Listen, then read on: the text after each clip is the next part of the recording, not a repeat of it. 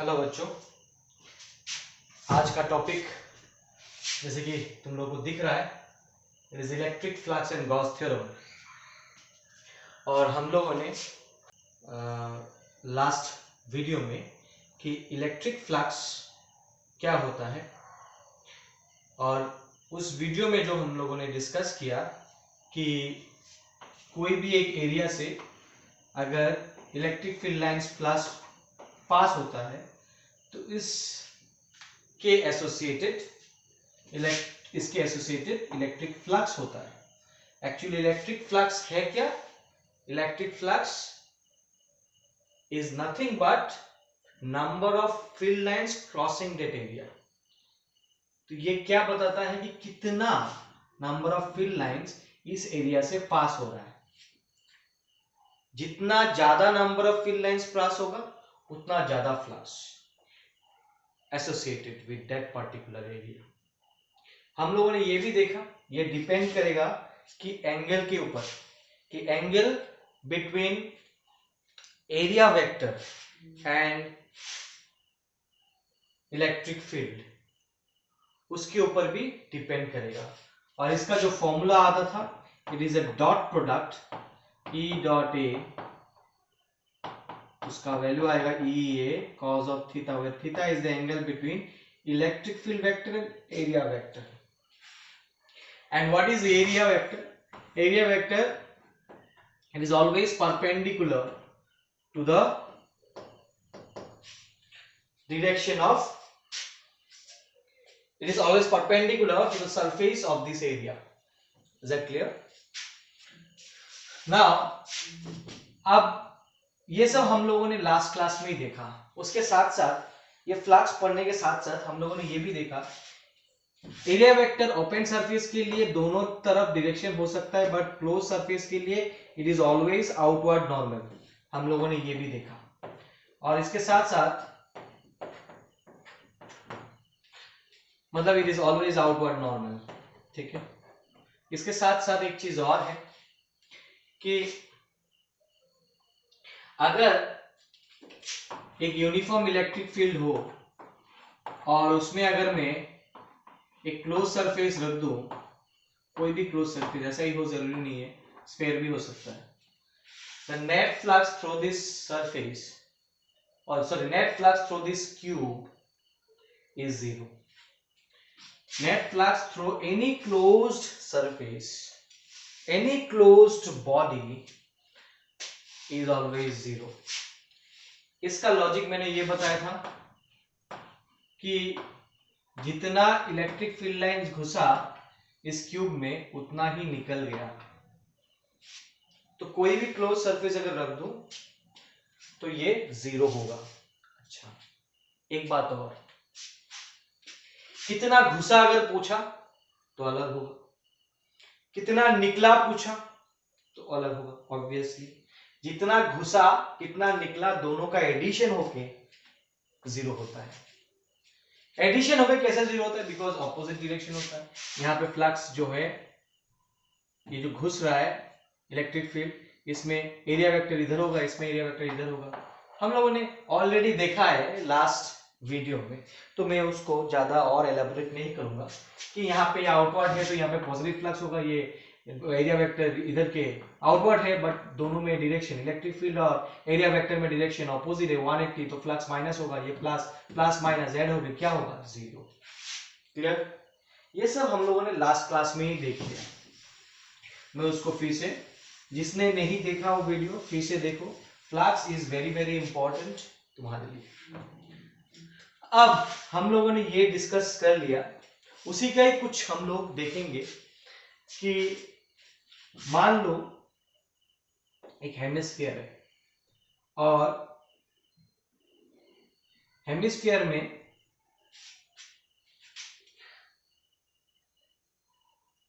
ऐसे electric field दिया, इधर से नीचे से कांस्टेंट इलेक्ट्रिक फील्ड दिया ऐसे। अब ये नहीं पूछा कि इस हेमिस्फीयर से कितना नेट फ्लक्स है। नेट फ्लक्स अगर पूछे थ्रू दिस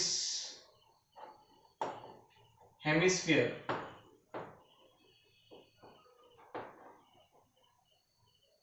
तो डेफिनेटली 0 होगा।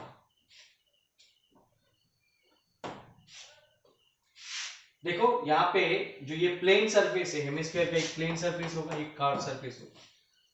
प्लेन सरफेस से घुसा, कर्व सरफेस से निकला। अगर तुमको पूछे नेट फ्लक्स और flux through curve surface, flux through curve surface, इसको निकालने का दो तरीका है। मैं हालांकि एक डिस्कस या दोनों ही डिस्कस करते हैं, कोई बात नहीं। फ्लक्स थ्रू कर्व सरफेस पूछा है। अब मुझे पता है कि net flux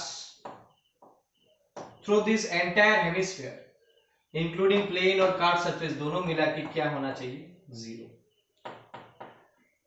net flux through this curve surface, ये वाला कर्व सरफेस है, समझ में आ रहा है, एंड ये वाला प्लेन सरफेस होगा हेमिस्फीयर का। ऐसे भी ड्रॉ करके दिखा दो, ये प्लेन हो गया और ये कर्व सरफेस। अगर ऐसे आ रहा है इलेक्ट्रिक फील्ड, ऐसा भी क्वेश्चन, ऐसा डायग्राम बने, ऐसा डायग्राम, दोनों में सेम ही है बात। तो flux through curve surface plus flux through plane surface दोनों मिला के कितना होना चाहिए? 0। मान लो इसका रेडियस तुमको दे दिया r, इसका रेडियस दे दिया r। एक ही बात है, दोनों के लिए सेम ही आंसर। बस इसको ये ऐसा है, इसको मैंने ये ऐसा है, इसको मैंने ऐसा कर दिया।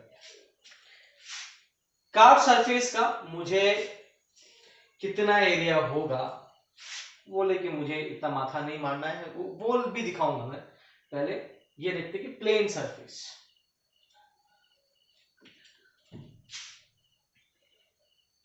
अब देखो प्लेन सरफेस से प्लेन सरफेस, अच्छा इलेक्ट्रिक फील्ड इसका दे दिया है, मान लो ई नॉट। कितना इलेक्ट्रिक फील्ड है? ये इलेक्ट्रिक फील्ड ई नॉट आ गया। मुझे पता है electric field is equal to E dot A. यहां पे इसका एरिया वेक्टर क्या होगा? डाउनवर्ड। इसका इधर एरिया वेक्टर क्या होगा? Because it is always outward normal. और इलेक्ट्रिक फील्ड और एरिया वेक्टर में एंगल कितना है? 180। इलेक्ट्रिक फील्ड और एरिया वेक्टर में एंगल कितना है? 180। तो ये हो जाएगा माइनस ई ए, माइनस ई ए क्या है? पाई आर स्क्वायर। तो ये हो जाएगा कर्व सरफेस के लिए minus E not, sorry E not लिया था, ई नॉट ले रहा हूं, पाई आर स्क्वायर प्लेन सरफेस के लिए, फिर 0। तो प्लेन, सॉरी ये प्लेन सरफेस का था, कर्व सरफेस का निकालना है, सी लिख रहा हूं। प्लेन सरफेस का क्या हो जाएगा? E not pi r square equal to 0। Mind it, ये नेगेटिव है बिकॉज ये नेगेटिव है, तो flux through the curve surface हो जाएगा E not pi r square. यही वैल्यू है, बिकॉज ये प्लस माइनस माइनस वो उधर चला जाएगा, तो ये कर्व सरफेस का होगा। ठीक है ना? अगर थोड़ा सा अलग कर दे,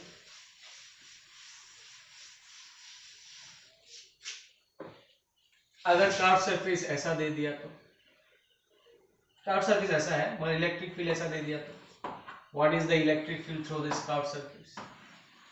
तुम देखो अभी इस कर्व सरफेस से जितना घुसा, ये घुसने का पॉइंट, उतना ही निकल रहा है। तो net flux through the curve surface is equal to 0 in this case. Clear? अच्छा,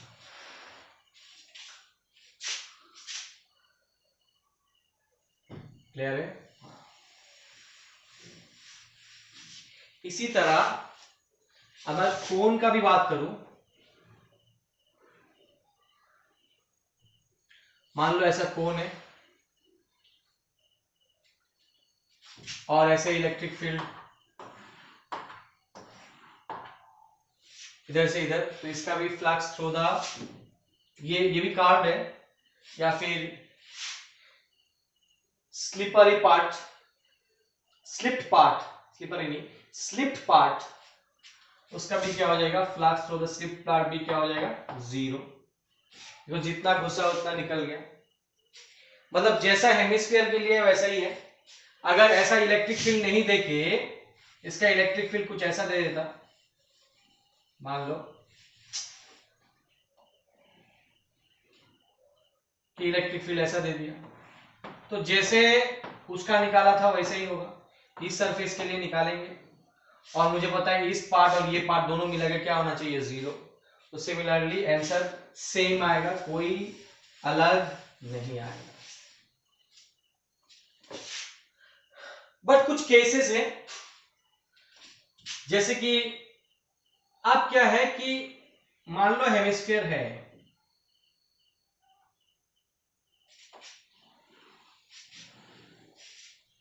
और यहां सोर्स है, यहां सोर्स ऑफ इलेक्ट्रिक फील्ड है, जिसकी वजह से इलेक्ट्रिक फील्ड ऐसा, ये सोर्स क्या हो सकता है, चार्ज भी हो सकता है, एक पॉइंट चार्ज कहने का मतलब है, और ये इलेक्ट्रिक फील्ड प्रोड्यूस कर रहे हैं। अब देखो, अब कहानी में थोड़ा अलग है। पहले क्या था, ऐसा, अब थोड़ा अलग है। मैंने एक सेकेंड मेथड का बात किया है कि सेकेंड मेथड क्या है। ऐसे केसेस में कोन हो, मान लो ऐसा कोन मैंने ड्रॉ किया, ऐसा स्फीयर हेमिस्फीयर मैंने ड्रॉ किया। ये सब केसेस में तुम अगर देखोगे, या फिर पूरा का पूरा स्फीयर मैंने ड्रॉ किया, स्फीयर है ये, पहले स्फीयर यहां देख, ये स्फीयर है,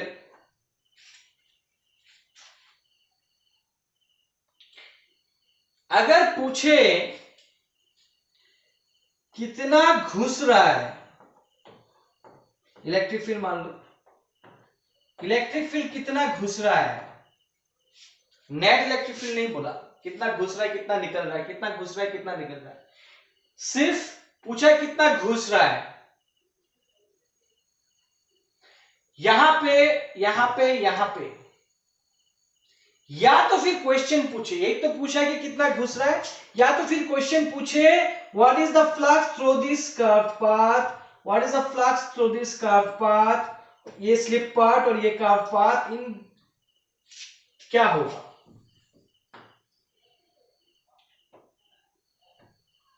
ठीक, तो तुम इस केस के लिए मैं घुसने वाला देख रहा हूं और इसमें क्या देख रहा हूं, कार्ट पाथ के लिए, तो दोनों को जोड़ते नहीं, तुम कंफ्यूज हो जाओगे, तुम लोग कंफ्यूज हो जाओगे। मैं बोलता हूं कि कार्ट पाथ के लिए, तो यहां पे जो है इसी चीज को पहला मेथड मैंने, तो हम लोगों ने देखा कि इसका फ्लक्स और इसका फ्लक्स दोनों फ्लक्स मिला के 0 होना चाहिए, तो इसका निकाल लिया तो इसका भी निकाल। यहां क्यों नहीं निकाला, बिकॉज यहां पे इफेक्टिव एरिया पता नहीं चला मुझे।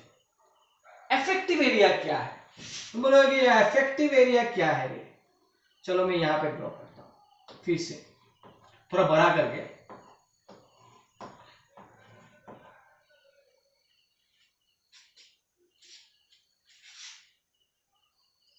आप देखो, ये जो फ्लक्स आया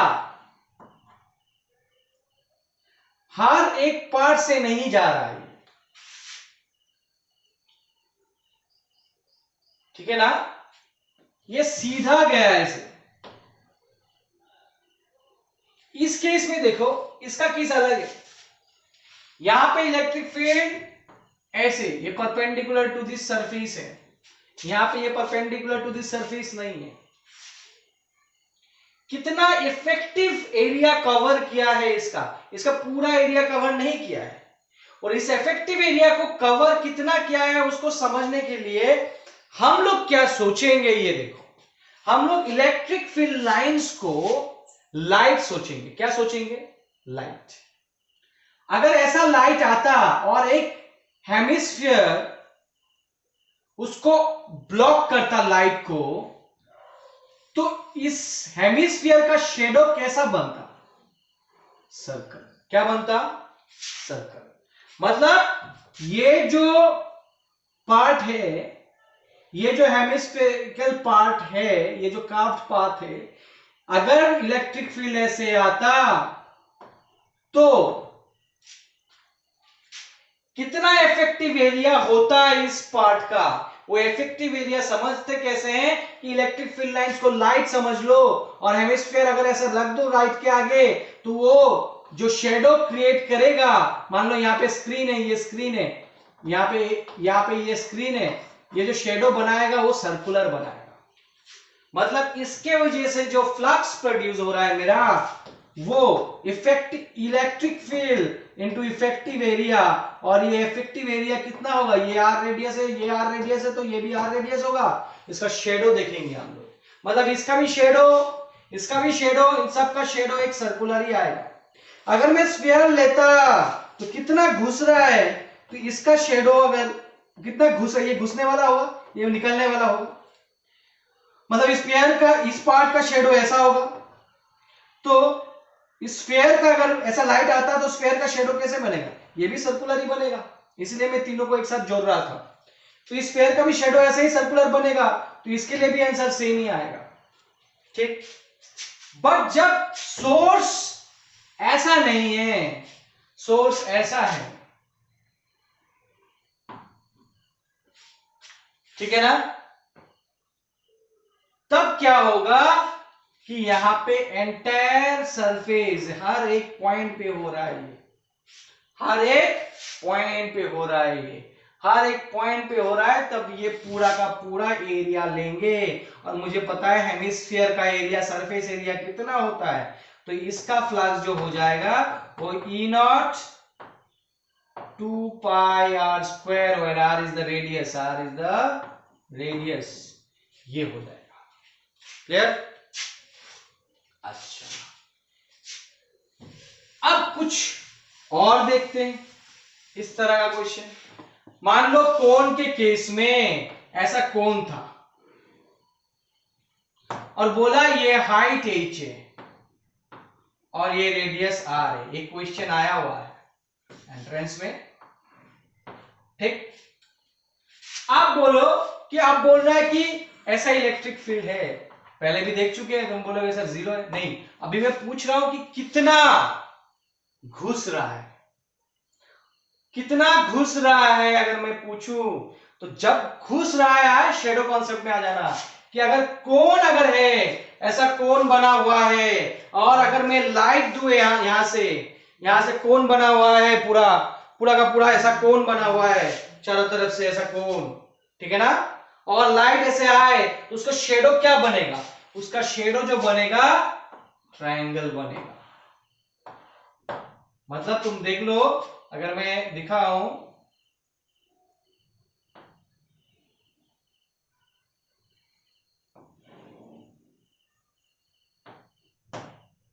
ये वाला ट्रायंगल बनेगा, यही शेडो बनेगा। अगर तुम देखोगे ये अगर आर, ये ट्वाइस आर हो गया, ये पूरा डायमीटर लिया, ये क्या हो गया ट्वाइस आर, और इस शेडो का एरिया, और E not is the electric field, तो फ्लक्स क्या हो जाएगा ई नॉट, और ये area of this triangle. Mind it, net flux through the cone नहीं पूछ रहा है, क्या पूछ रहा है, what is the amount of flux that is entering. Clear? तो एंटरिंग क्या हो गया, ये हो गया इसका एरिया, ये एरिया कितना होगा हाफ इंटू बेस, बेस ये हो गया, बेस हो गया ट्वाइस आर, और ऑल्टीट्यूड हो गया h, और 2 2 कैंसिल, तो आर एच हो गया। तो ये हो गया flux that has entered the cone. Clear? Clear है? चलो बढ़िया।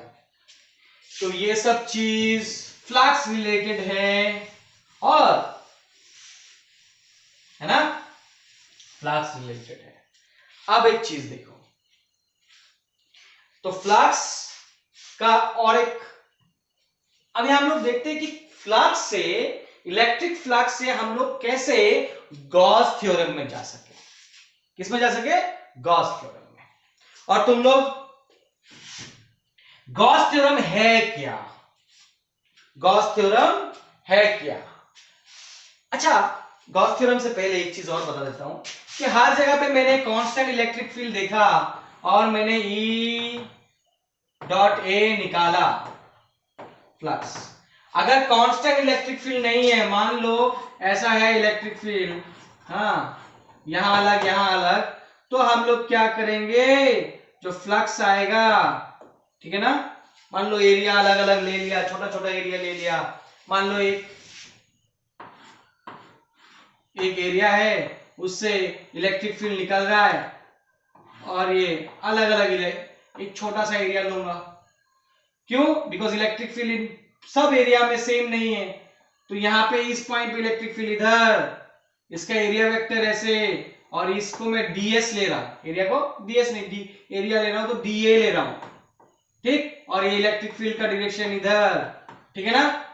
तो इसमें जो इस छोटे से एरिया में जो फ्लक्स होगा, तो ये हम लोग क्या ले सकते हैं, integration of E dot ds, ds नहीं dA, बहुत सारी किताब में ds भी मिलेगा तुमको, integration of E dot dA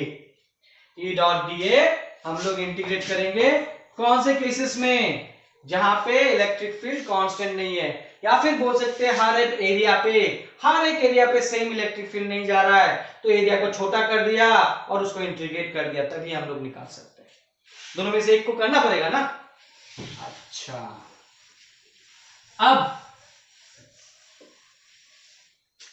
अब आ रहे गॉस थ्योरम में। गॉस थ्योरम क्या बोला है, पहले ध्यान से सुनो। गॉस ने बोला है कि अगर कोई चार्ज इज एनक्लोज्ड, कोई एक चार्ज, दो चार्ज, तीन चार्ज, जितना भी चार्ज हो, if charges are enclosed within a surface, कैसा भी सरफेस हो, शेप एंड साइज नहीं मैटर करता, ऐसा भी सरफेस होगा, Q2, Q1, the flux associated with the entire surface is equal to charge enclosed divided by permittivity। इसका permittivity जो होगा, अगर एयर है तो एप्सिलॉन नॉट, कोई दूसरा मीडियम है तो एप्सिलॉन एम, या फिर एप्सिलॉन नॉट नहीं देंगे। इस केस में यहां पे भी सेम, चार्ज एनक्लोज्ड जो कि Q1 है, एप्सिलॉन ले रहा हूं क्योंकि मीडियम मुझे नहीं पता क्या मीडियम है, जो है ना। अब देखो Q1 ये चार्ज एनक्लोज्ड है, ये ज्यादा भी हो सकता है, कोई दिक्कत नहीं, और ये प्लस Q1 मान लो, माइनस Q2 है, प्लस Q3 है, तब क्या हो जाएगा, what is the net flux associated with this surface, net flux associated with this surface हो जाएगा Q1 minus Q2 plus Q3 by epsilon, ये हो जाएगा charge flux associated with this surface.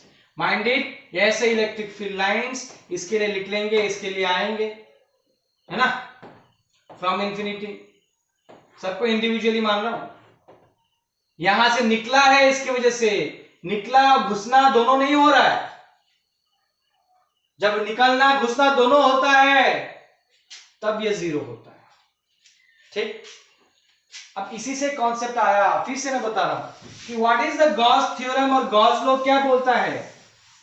Gauss theorem बोलता है the flux associated with any close surface is equal to the charge enclosed divided by permittivity of that surface, or permittivity of that in surface। okay, चलो अब ये मान लो यहाँ पे Q1 है, Q2 है, बाहर Q3 है, पॉजिटिव पॉजिटिव पॉजिटिव, Q4 है। ये बात है कि flux associated with this surface, again ये सरफेस से ये बाहर वाला चार्ज कोई इफेक्ट नहीं डालेगा, कोई भी इफेक्ट नहीं डालेगा, तो फ्लक्स एसोसिएटेड क्या हो जाएगा, फिर से Q1 plus Q2 divided by epsilon not, मान रहा हूं ये एयर है, एप्सिलॉन नॉट, ये फ्लक्स हो जाएगा associated with this surface, What about Q3 and Q4? It does not affect it because अब देखो इस Q3 की वजह से जो इलेक्ट्रिक फील्ड लाइंस यहां से निकलेगा, ये ऐसे गया ऐसे गया ऐसे गया, जितना घुसा उतना निकल गया, तो फ्लक्स कंट्रीब्यूट कर रहा है क्या इस सरफेस के लिए? नहीं कर रहा है। ये जो इलेक्ट्रिक फील्ड लाइंस देगा, जितना इलेक्ट्रिक फील्ड लाइंस दिया, जितना घुसा इस सरफेस में, इसके वजह से उतना ही तो निकल गया। तो flux associated with this surface due to Q3 will be zero, because इसका जितना भी इलेक्ट्रिक फील्ड है घुस के निकल गया। पर इलेक्ट्रिक फील्ड इसकी वजह से कंट्रीब्यूट होगा क्या इस सरफेस में? होगा। देखो फ्लक्स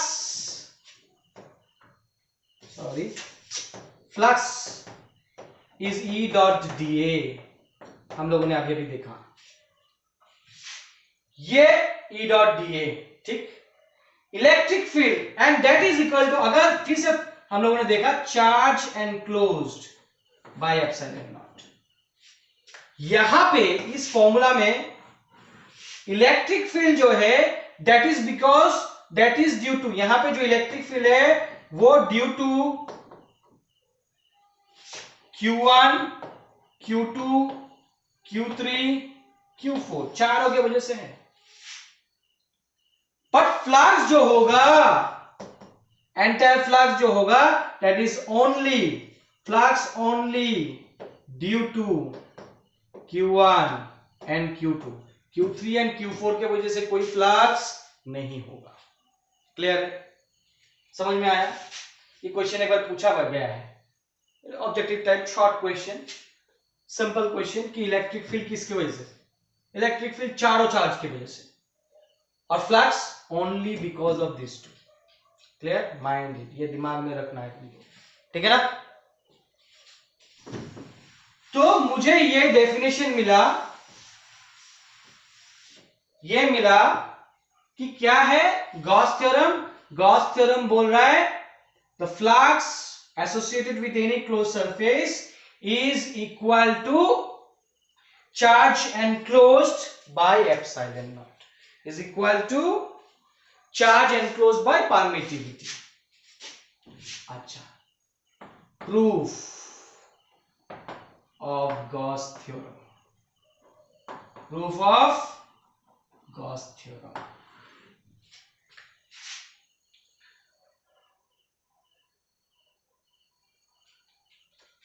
मान लेते हैं एक स्फीयर है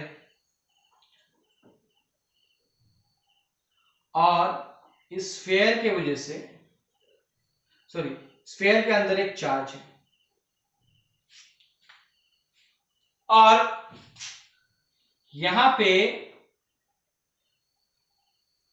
एक छोटा सा एरिया लिया मैंने ऑन द सरफेस, इसको dA बोलेंगे, और ये यहां से जो इसका रेडियस है r डिस्टेंस पे। ऑब्वियसली हर एक point on the surface of the sphere, if the charge is placed at its centre, the charge is placed at its centre, अगर चार्ज सेंटर पे रखा है तो हर एक point on the surface will be at equal distance, है ना? तो इस चार्ज की वजह से जो इलेक्ट्रिक फील्ड प्रोड्यूस होगा, मुझे पता है इट इज आउटवर्ड नॉर्मल, और ये एरिया का भी डायरेक्शन होगा, वो भी आउटवर्ड नॉर्मल। तो छोटा सा फ्लक्स प्रोड्यूस हुआ है मेरा, because of this it is E dot dA, और तुम देखो दोनों same direction, E dA cause of C, ठीक। So what is the flux associated for the entire surface? The flux associated for the entire surface is integration of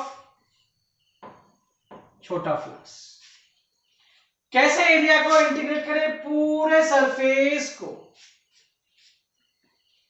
मतलब एक close surface को जब integrate करते हैं ऐसे हम लोग सर्कल देते हैं, क्लोज इंटीग्रल बोलते हैं इसको, ठीक। अब ये close integral of E dot dA, E dot dA तो हम लोगों ने ऑलरेडी लिख दिया, तो ये E dA हो जाएगा, ठीक। और E बाहर आ गया और ये dA हो गया,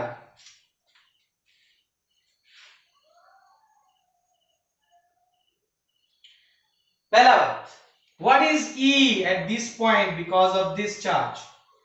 वो E है, मुझे पता है ना, electric field at a distance r, यहाँ पे वेयर, यहाँ पे लिख देता हूं वेयर E इक्वल टू क्या हो जाएगा 1/4πε0 q बाई आर स्क्वायर, होगा या नहीं? हाँ, q बाई आर स्क्वायर होगा।